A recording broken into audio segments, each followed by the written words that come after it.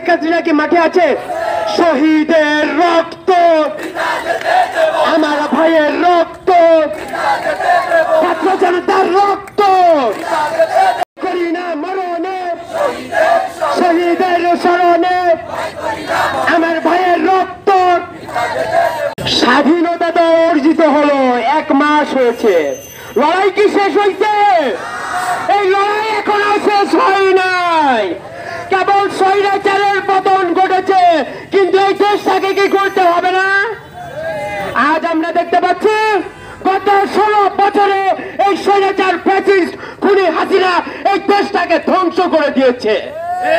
লক্ষ লক্ষ কোটি টাকা এই দেশ থেকে পাচার করেছে, দুর্নীতি করেছে, লুটপাট করেছে, দেশের প্রতিটা সেক্টর দলীয়করণ করেছে, অযোগ্য এবং চামচাদেরকে বসিয়ে রেখেছে।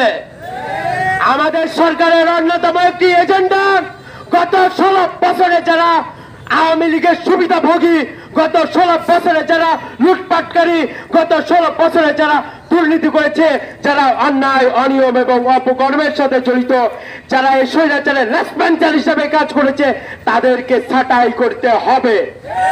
তাদেরকে সাথে নিয়ে কি কখনো সোনার বাংলা গড়ে তোলা সম্ভব? দুর্নীতিবাজদের সাথে নিয়ে কি সোনার বাংলা গড়ে তোলা যায়? চামচাদেরকে সাথে নিয়ে কি কখনো সোনার বাংলা গড়ে তোলা যায়?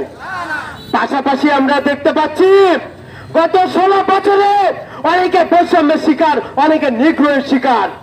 তাদের উপর যেন আবার নতুন করে কোনো বৈষম্য করা না হয়, সে বিষয়েও আমাদের নজর রাখতে হবে। সব সময় চাই আমাদের পরবর্তী প্রজন্ম বৈষম্যহীন ভাবে বেড়ে উঠুক। স্বাধীনতা রক্ষা করা অনেক কঠিন স্বাধীনতা অর্জনের চেয়ে, আমরা সেটা খুব ভালো করেই জানি।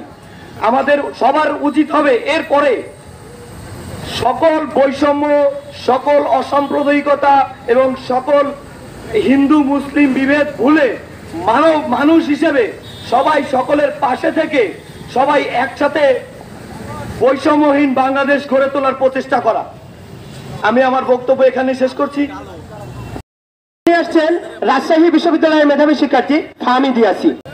আমরা সবাই মিলে যেটা এখন খেয়াল রাখতে হবে, আমাদের মধ্যে যেন কোনো রকম সাম্প্রদায়িক দাঙ্গা বা অন্য কোনো নিজেদের মধ্যে বিভেদ আমরা সৃষ্টি না করি।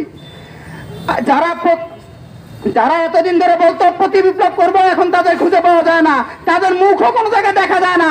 কোনো সাংবাদিক সম্মেলন বা কোনো রকম সাংবাদিকদের সামনে ফেস হইতে আমরা আজ পর্যন্ত তাদের দেখি নাই।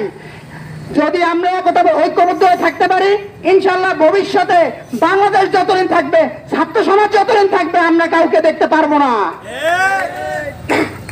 যারা এতদিন ধরে বলছে ছাত্র সমাজের এই দাবি শুধুমাত্র সরকার পতনের উদ্দেশ্যেই ছিল, আরে ভাই, সরকার পতনের উদ্দেশ্যে যদি সে দাবি থাকবে তাহলে সরকার সেটা অনেক আগেই তারা প্রতিহত করত। আমাদের দাবি ছিল ভোটের অধিকার, আমাদের দাবি ছিল ভাতের অধিকার, আমাদের দাবি কোনো সরকারের বিরুদ্ধে প্রথমে ছিল না। যখন আমাদের ভাইরা প্রাণ দিছে, তখন আমাদের দাবি সরকার পতনের না, স্বৈরাচার পতনের হয়েছে। বাংলাদেশে কোনো বৈধ সরকারের বিরুদ্ধে আমরা কোনোদিন দাঁড়াইনি, ভবিষ্যতেও দাঁড়াবো না ইনশাল্লাহ।